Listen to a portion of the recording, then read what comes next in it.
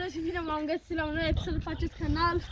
La acest episod vom face top 3 game sau 5 game pe un furtun. Asta e partea a doua, mai am făcut una, dacă vă uitați, a fost în 2023. Nu ne-am mai văzut de un an. Și hai să începem.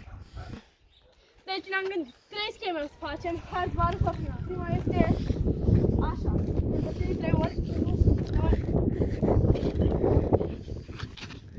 Aceasta este a doua.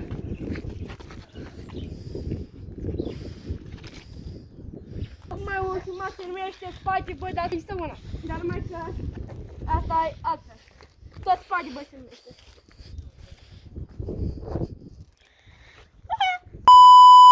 Și asta e a patra. Nu știu de ce, da, mai facem una.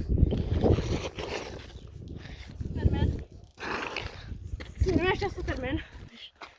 Și aceasta care o fac acum e a cincea și ultima e ca Spaghi Boy din partea 1, numai că se numește pasărea și altcumva. Uite așa este.